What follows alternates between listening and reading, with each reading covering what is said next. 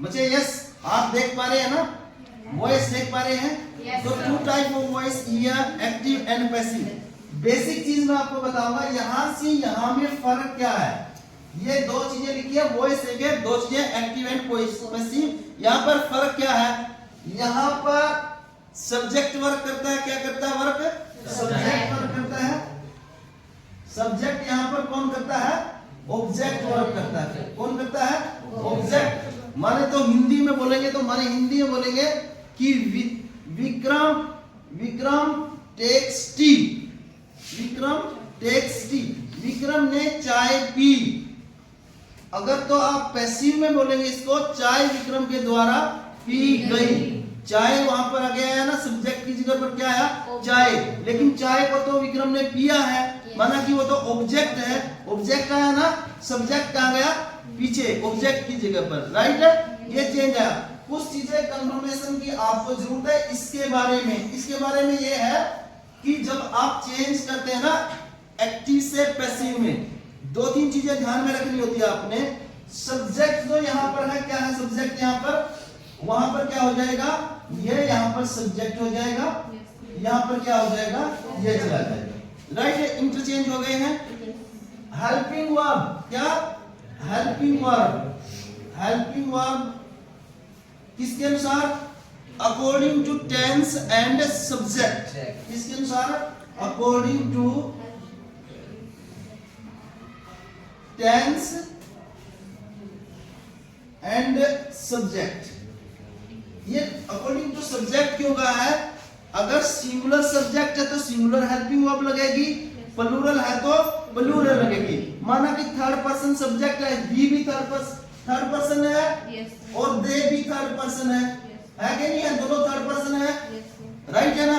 तो ही के साथ क्या लगेगा, is, because he is singular. एक है ना, दे क्या, दे ज्यादा है ना, तो दे के साथ क्या लगेगा, आर। अगर हम प्रेजेंट कंटीन्यूअस की बात करते हैं तो, राइट है ना, बस में आई है। सब्जेक्ट ये हेल्पिंग वर्ब हो गई ना, हेल्पिंग वर्ब क्लियर हो गई है, हेल्पिंग वर्ब। और इसमें मेन वर्ब, कौन सी वर्ब है, मेन वर्ब। मेन वर्ब क्या है, कोई इफ एंड बट नहीं है। आपने कंफर्मेशन के साथ जाना है कि अगर पैसिव वॉइस है तो फॉर्म ऑफ वर्ब लगेगी थर्ड। कौन सी फॉर्म ऑफ वर्ब लगेगी, थर्ड फॉर्म ऑफ वर्ब लगेगी। इसमें किसी ने टेंस के बारे में भी नहीं सोचना है, क्या नहीं सोचना है, टेंस के बारे में भी नहीं सोचना है कि प्रेजेंट है, पास्ट है, फ्यूचर है, क्या है। मेन वर्ब तो कौन सी लगेगी, थर्ड फॉर्म ऑफ वर्ब ही लगेगी, राइट है। उसके लिए आपको जरूरत किस चीज की जरूरत है, किस चीज की जरूरत है आपको, उसके लिए क्लैरिफिकेशन के लिए आपको टेंस की नॉलेज की जरूरत है। बिकॉज आपने ये कहा, मैंने आपको एक लेक्चर में कहा था कि कॉन्टिन्यूअस टेंस में, कॉन्टिन्यूअस में, इसमें कॉन्टिन्यूअस में चाहे तो प्रेजेंट है, चाहे तो फ्यूचर है, चाहे तो पास्ट है, तो मेन वर्ब क्या लगती है, वर्ब की फर्स्ट फॉर्म के साथ आईएनजी लगती है।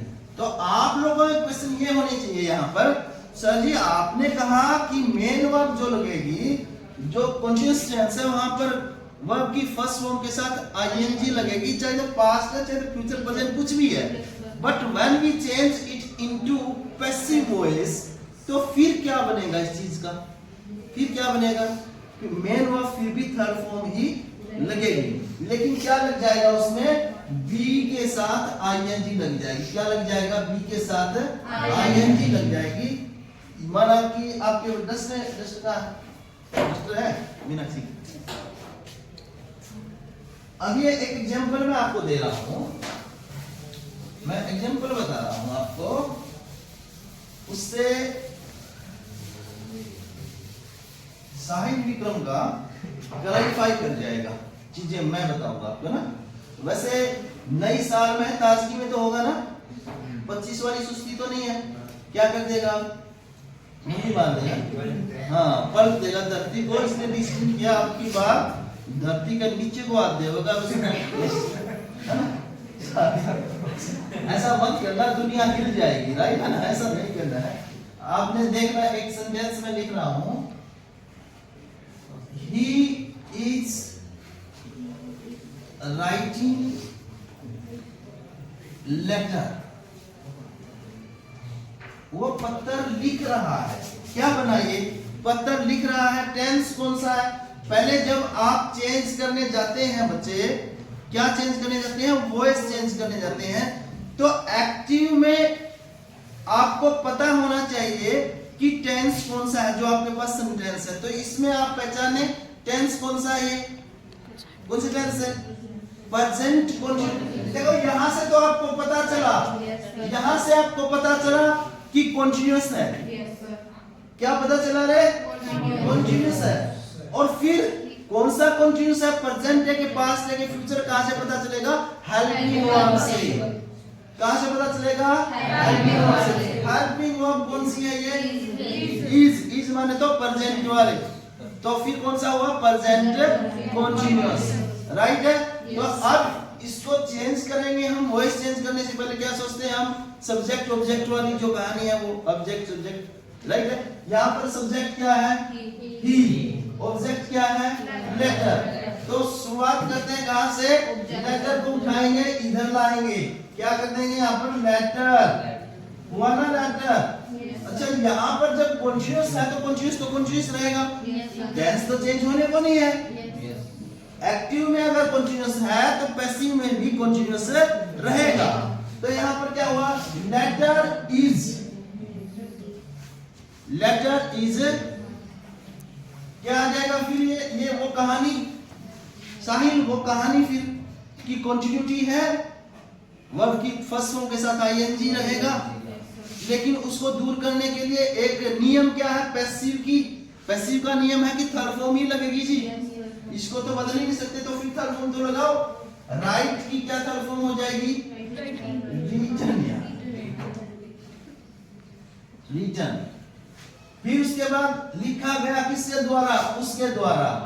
बाय, यहाँ क्या आ जाएगा? ही। क्या आ जाएगा? ही या him? Him. Very good. Because this is subjective case. Pronoun है ना, सब्जेक्टिव केस है। जब इसको ऑब्जेक्ट की जगह पर लेके जाएंगे तो ही, हिज, हिम, तो क्या आ जाएगा यहाँ पर? हिम।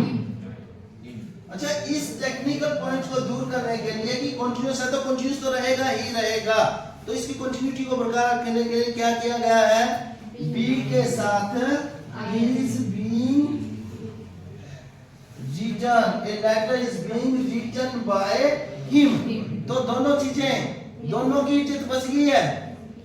पैसिवनेस को शो करने के लिए थर्ड फॉर्म भी लग गई है, और कंटिन्यूटी को शो करने के लिए कंटिन्यूअस टेंस से बीइंग लग गया है। इसके अर्थ में कोई फर्क नहीं पड़ा है, दोनों चीजों की कंटिन्यूटी भी बच गई है और पैसिवनेस भी बच गया है। This is the main factor, right है? बात समझे हैं? तो और देखोगे, और देखेंगे, ये क्या देखेंगे? एक सेंटेंस लिखता हूं, तुमसे पूछूंगा, तुमसे ही पूछूंगा, राइट है?